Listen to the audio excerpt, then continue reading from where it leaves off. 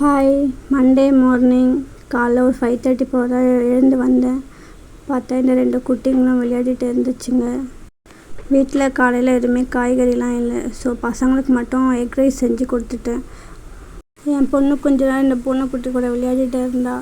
பசங்களெல்லாம் ஸ்கூலுக்கு அனுப்பிட்டு தான் என்னோடய டெய்லி மார்னிங் ரொட்டீனை ஸ்டார்ட் பண்ணுவேன்.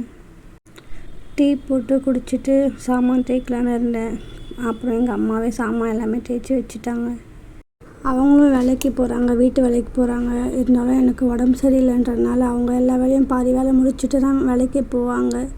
மதியம் நானும் என் ஹஸ்பண்டும் மட்டும்தான். ஸோ எங்கள் 2 பேருக்கு மட்டும் அவரைக்காய் சாதம் பண்ணிக்கலான்ட்டு அவரைக்காய் தொக்கு பண்ணிகிட்டு இருந்தேன். நான் அவரைக்காய் தொக்கு இப்படி தான் செய்வேன். எண்ணெய் ஊற்றி கடுகு, வெங்காயம், கருவேப்பிலை போட்டு நல்லா வதக்கிட்டு தக்காளி போட்டு நல்லா வதக்குவேன். அப்புறம் அவரைக்காய் போட்டு கொஞ்ச நேரம் எண்ணெயிலே நல்லா வதக்கிட்டு உப்பு, மஞ்சத்தூள், மிளகாய்த்தூள் போட்டு நல்லா வதக்கிட்டு கொஞ்ச நேரம் மூடி வைப்பேன். மூடி வச்சுட்டு லைட்டாக தண்ணி தெளித்து மறுபடியும் மூடி வச்சு வதக்கிட்டு இறக்கிடுவேன். என்னோடய சமையல் எப்படி இருந்தாலும் என்னோடய ஹஸ்பண்ட் சாப்பிட்ருவாங்க. நல்லா இல்லைன்னு சொல்லவே மாட்டாங்க. எல்லா பொண்ணுக்குமே இப்படி ஒரு ஹஸ்பண்ட் கிடச்சா நல்லா இருக்கும்ல. ஒன் டே ஷவர்மா ரோல் சாப்பிட்ணுன்னு சொல்லிட்டு ஆசைப்பட்டேன். நைட் அவங்க கடையை விட்டு வரத்துக்கு 9:30 10 ஆகிடுச்சு.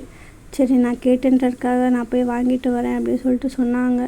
ஆனால் எனக்கு தான் லேட் ஆகிடுச்சு. இதுக்கப்புறம் வேணும்னு சொல்லிட்டு சொன்னேன். ஆனால் நெக்ஸ்ட் டே அவங்களே கடையை மூடிட்டு அவங்களே நைட்டு போய் வாங்கிட்டு வந்து கொடுத்தாங்க. ஏதாவது ஸ்நாக்ஸ் வேணும்னா அவங்களே எனக்கு வீட்டில் செஞ்சு கொடுப்பாங்க. எனக்கு அவ்வளோவா செய்ய வராது. எங்கள் ஹஸ்பண்ட் எனக்கு செஞ்சு எனக்கு ஊட்டி விடுவாங்க டெய்லி.